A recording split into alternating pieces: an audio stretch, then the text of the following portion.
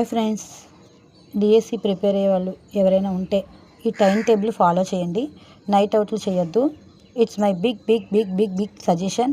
ఎవరైతే night out చేస్తారో health పాడవుతుంది. ఫస్ట్ ఆఫ్ ఆల్ హెల్త్ పాడైతే మనం ఏది చేయలేము, ఏది కూడా అసాధ్యం అవుతుంది చేయడానికి. సో కాబట్టి మీరు హెల్త్ చూసుకుంటూనే మీరు ప్రిపరేషన్ కొనసాగించండి. ఎవరైతే నైట్ అవుట్ చేసి చదువుతారో వాళ్ళు పగలంతా లేజీగా ఉంటారు, డల్గా ఉంటారు. చదివేసాం అనుకుంటారు, బట్ అది ఎక్కడ మీ మైండ్లోకి పోదు. నేను ఫుల్ ఎక్స్పీరియన్స్తో చెప్తున్నా. సో నేను కూడా నైట్ అవుట్ చేసి చదివిన దాన్ని కాబట్టి ఆ నైట్ అవుట్ వద్దు అని చెప్తున్నా. చక్కగా మార్నింగ్ 9 o'clock నుంచి స్టార్ట్ చేయండి friends. 9 to 10 zoology second year, అంటే నేను ఇంటర్మీడియట్ నుంచి స్టార్ట్ చేస్తున్నా. 30 days ప్లాన్ ఇది. డిఎస్సికి సీరియస్గా ప్రిపేర్ అయిన వాళ్ళు మాత్రమే ఈ వీడియో చూడండి. మిగతా వాళ్ళు స్కిప్ చేసుకోండి, పర్లేదు, నాకు no problem. 9 to 10 zoology second year, 10 to 11 botany second year, 11 to 12 botany first year.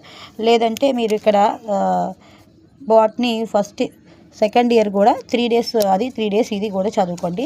12 to 1 methodology. ఒకవేళ మీరు మెథడాలజీని జువాలజీ ఫస్ట్ ఇయర్ ప్లేస్లో పెట్టుకోవచ్చు. బికాజ్ మెథడాలజీ అనేది గమ్మున ఎక్కదు కాబట్టి ఫస్ట్ స్టార్ట్ చేయగానే 9 to 10 మెథడాలజీ మీరు స్టార్ట్ చేసుకోండి, నో ప్రాబ్లం. దీంట్లో 2 to 3 10th class, అంటే మధ్యాహ్నం అంతా కూడా స్కూల్ బుక్స్ చదవండి ఫ్రెండ్స్. అంటే డిఎస్సిలో ఎక్కువగా ఇచ్చేది ఏంటి అంటే ఇంటర్మీడియట్ నుంచి ఎక్కువ అడుగుతున్నాడు.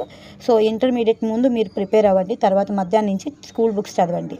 సైకాలజీని పర్స్పెక్టివ్ ఎడ్యుకేషన్ 3 days అది 3 days ఇది, ఓకేనా. నేను ఇక్కడ జీకే గురించి మాట్లాడతలేదు, ప్లీజ్ జీకే గురించి నన్ను అడగొద్దు. ఎందుకంటే నేను అంత సముద్రాన్ని ఇది అంత మనిషిని కాదు కాబట్టి, నేను ఈదలేను కాబట్టి దాన్ని లైట్ తీసుకోండి.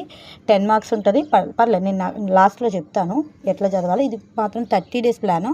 ఏమైనా డౌట్స్ ఉంటే మాత్రం నన్ను అడగండి ఫ్రెండ్స్, నేను చెప్తాను. ఎందుకంటే ఫుల్ ఎక్స్పీరియన్స్తో ఉన్నా నేను.